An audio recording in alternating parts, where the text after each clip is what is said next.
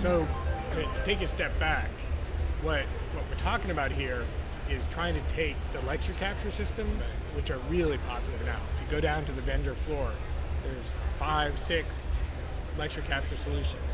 Echo 360, Integrity, Panopto, there's the OpenCast. These are all the proprietary. These are all the systems, right? When McGraw-Hill just bought Integrity, so this is really big. This is lecture capture is exploding. How much did they buy that for? Do you know? I don't remember, but it's a lot. This is the big thing where schools, they brought in learning management systems, and now they're bringing in lecture capture systems. A lot of there's realization that it's really good for learning. It allows students to kind of absorb the materials and review it, not furiously take notes. Sure, of course. So good systems, that's all good news. Okay. But there's 10 major proprietary players at least in the market now. Yeah, it's very fragmented. So the other part of it is we have these awesome online video platforms where more and more education's coming up. Which are like YouTube EDU, and iTunes U are the biggest ones. Right. So if you go to either of those places, you find lots of educational content. Right. And some schools like Stanford or MIT are putting their materials up, which is great. They've been in that space and doing that since the beginning. Right. They've been early. And then some other schools are using their own websites to put stuff up. Right. So this is all happening.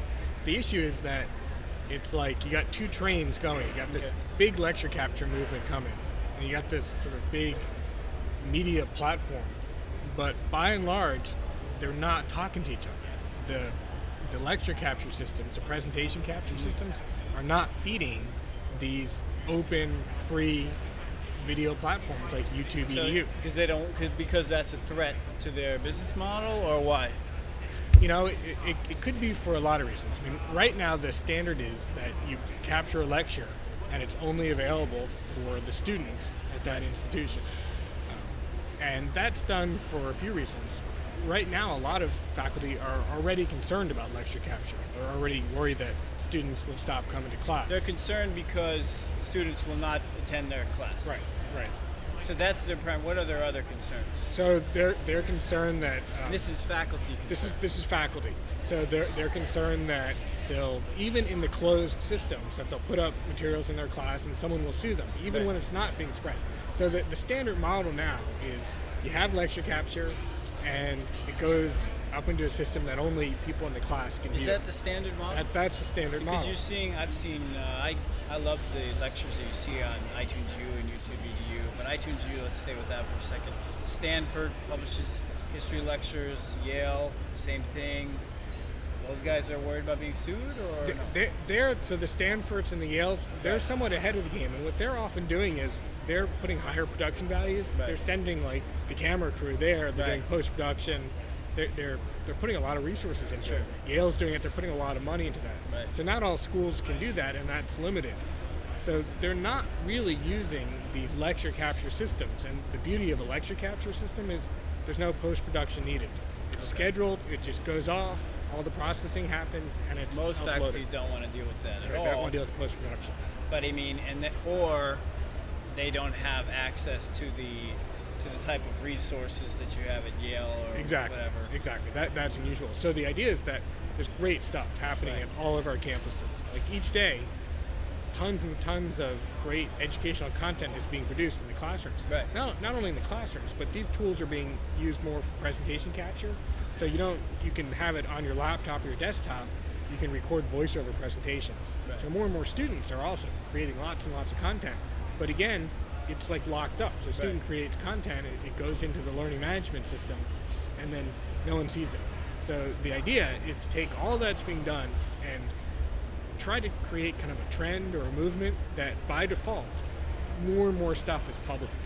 More and more stuff is available. Push it out. Right? All right, so what are the benefits of doing that? What are the benefits of, let's say, University of Wisconsin, University of Michigan professor putting all their stuff online? What are the benefits of that? Yeah. So if you believe in the open education movement, right, if you believe that education needs to be available to all of us, that's kind of a benefit. Okay, so the benefit is, and that's a very utopian very Web 2.0, Wikipedia centered, share, that's good for the world kind of idea. Right. Okay. But, okay, so that's one. Right. And that's obviously a very important and wonderful idea. Right. But what are some others? Like for individually for professors, Right. is it good for professors to share their stuff for their own career? Yeah, I think so. I mean, I think that there's now opportunities for people who teach to brand themselves as awesome teachers. Right. You know, and it'll matter less the institution you're from. You know, you could be from a very much resource-deprived community college, you know, somewhere, or state school, but Right. if you believe in what you're doing and you're really good, Right. and you get your stuff out there and other people pick it up. So that's what I'm kind of leaning to. Yeah. So it's a platform for, as you say, you might be a professor at a community college where you get very little exposure, but through this medium, and you're really, really good, you can compete on the Right. global stage. And I think people like you and me, like, so you teach and I teach, right? Like, we're gonna want to get our stuff out there. Right. Like we're less worried about like being wrong. Like it'd be good if we're wrong and people see it, right? Well, that's the transparency Right. of the social web. We like that. right? So right now, I think that there's this generation of faculty are going to be coming up Right. who get the benefits of participating in social and media. are comfortable with it. Comfortable with it, want to we're do it. hybrid digital media babies. I right? think they're going to go faster than their institutions are moving. Right. Right? I so think the that's institutions happening will now. be. That's Yeah, I think it's happening happening now. now, right? And I think it's going to accelerate as we start, as capturing media and capturing video in the classroom or from your office becomes more standard. Right. So that's where we're going, and I think institutions, it's in the interest of institutions to get out ahead of this, to see it as a benefit to the institution. It's good for the world to see what's going Okay, on. so let's play devil's advocate and look at the other obstacle. What do you see as what's an example of administrative pushback? How that happens in real life, in a real situation, and why, from their perspective, would that be a sensible opinion? Right. I mean, I think that one of the biggest obstacles is that IT departments on campus, they're just overstretched, right? Okay. They're doing 1,000,001 things to serve their campus. To Right. get stuff out there for the rest of the world, which is not, part of the core mission, Right. that's just another thing. That's why what MIT has done and Carnegie Mellon and some of these other places is so cool. Right. They've really said this is part of our core mission to share our educational materials. Right. So that's a good thing. So the IT departments are already stretched.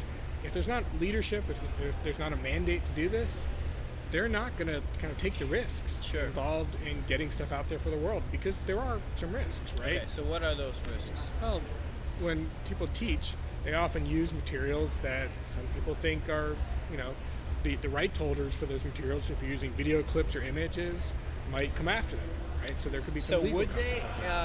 That comes back to the issue of ownership that came up in your talk. Okay, so is it not fair use? I mean, are they trying?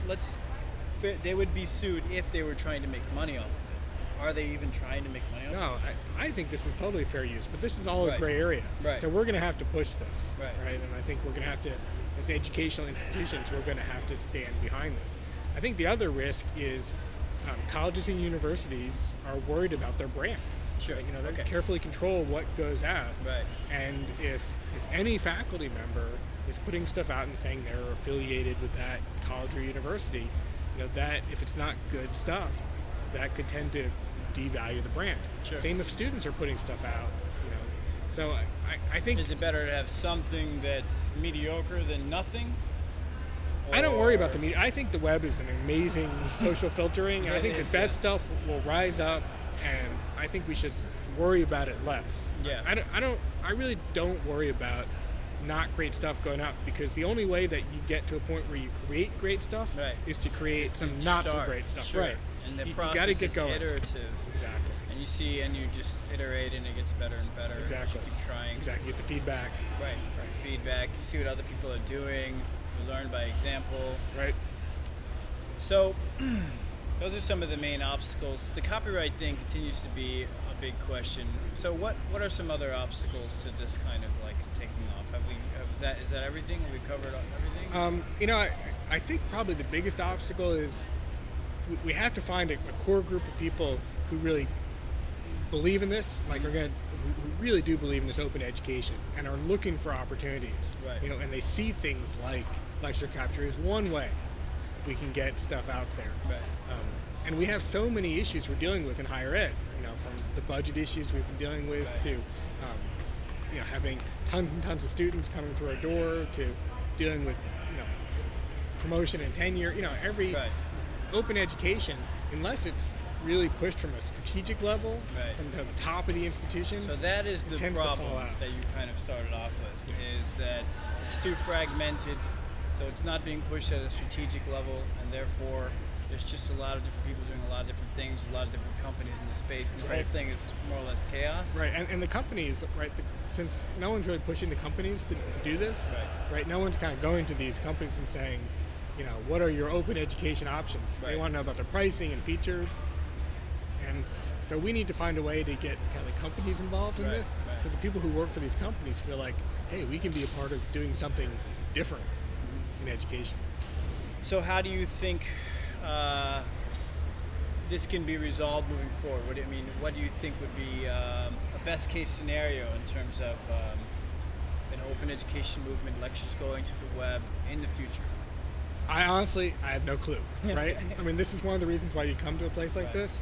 Like, I see the issue, and I don't know how we're going to get from here to there. So your goal is to get a discussion going, to get all of the issues out there, and then hopefully push Yeah, forward and toward- people who are smart, I think the group of us is smarter than any Sure. individual. The And the collective. And I think if we get it out there and start to kind of push it along, but I honestly don't have the answers to this.